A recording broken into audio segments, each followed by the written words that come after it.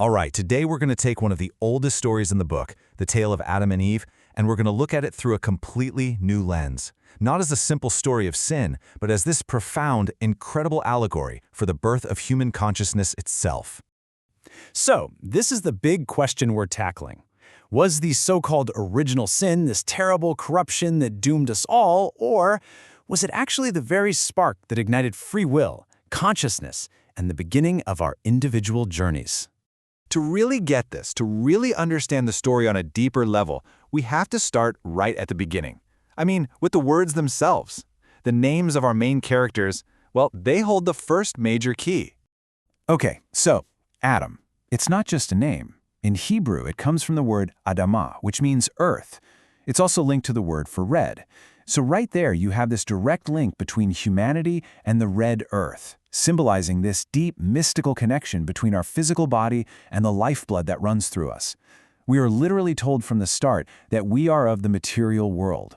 And what's really cool is this idea isn't just in Hebrew. You see the exact same root in Latin. The word humanus, for human, comes directly from humus, which means soil or earth. It's this powerful, ancient idea that pops up again and again. To be human is to be of the earth. Now, to balance out Adam's earth, you have Eve. Her name comes from the Hebrew chaya, which means to breathe or to give life. So think about it. If Adam is the body, the earth, Eve is the spirit, the breath, the life force. And this doesn't just mean one person's life. It represents the interconnectedness of all life, that shared breath that connects a single cell to a whole society. So, we have Adam as the body and Eve as the spirit. Now with those symbols in our back pocket, let's start to think about the Garden of Eden differently. Not as a real place with talking snakes, but as a psychological state, a stage for the birth of the individual self. And this is where the psychoanalyst Jacques Lacan drops this bombshell of an idea on us. He said that desire itself can't even exist without a rule, without a boundary, without a no. You see, if nothing is forbidden, then there's nothing to truly want. So from this perspective, the whole story becomes this map of a psychological awakening. First, you have the garden, a state of blissful, unconscious unity. No me, just we. Then, the tree shows up, representing the law of the Father, the rules of society. That rule, that prohibition, gives birth to the serpent, the voice of desire. Eating the fruit, that's the act of making a choice, of becoming an individual. And then, the nakedness. That's that shocking sudden moment of self-awareness, of seeing yourself as a separate I for the very first time. You see, eating the fruit wasn't just some childish act of breaking a rule. No way. It was a declaration of independence. It was the first human standing up and saying, the reality that was just handed to me, it's not enough. I have to find my own truth. But there's a really powerful, often totally forgotten story that runs parallel to this one. It's a shadow narrative, and it completely flips our understanding of the feminine role in this whole drama. I'm talking about the story of the first woman. Yeah, in some older texts, before there was an Eve, there was Lilith. And the difference is just staggering. She wasn't made from Adam's rib to be his little helper. She was created from the exact same earth as his equal.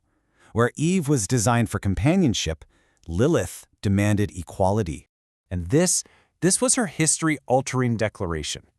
When Adam tried to assert his dominance over her, Lilith looked him right in the eye and said, "We are equal, because we are both children of the same earth."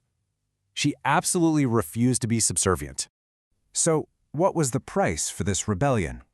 Well, Lilith was exiled. And not just that, she was completely vilified, turned into a demon, a monster who preys on children.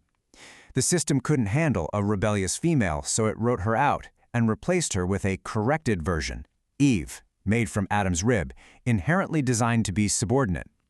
The story basically demonizes the defiant woman and rewards the obedient one.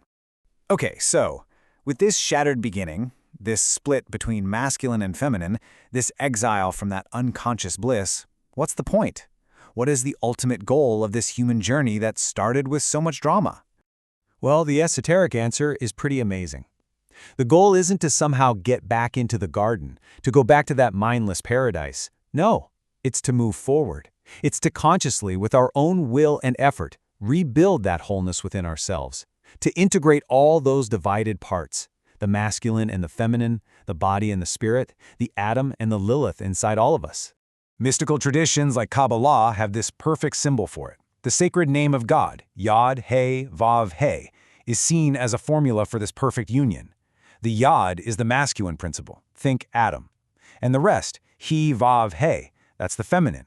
So the whole quest for the lost word isn't about some magic phrase. It's the deep inner work of finding that perfect balance inside our own souls. And this view just completely flips the script on the whole curse. That idea that humanity must toil by the sweat of his brow. It's not a punishment anymore. Not at all. It becomes this sacred process. Our work, whether it's with our hands or our minds, becomes the very tool we use to shape the world around us. And in shaping the world, we shape ourselves. So, the expulsion from the garden, it wasn't a fall from grace, it was more like a graduation. It was the moment humanity was handed the raw stone of its own potential and told, okay, now the real work begins. The work of carving your own inner temple of wisdom and strength. Which leaves us with this final thought to chew on. What if that very first act of disobedience, that so-called original sin, wasn't a mistake we're meant to regret for all time, but was actually the necessary, painful, and ultimately sacred first step on the path to becoming truly consciously human?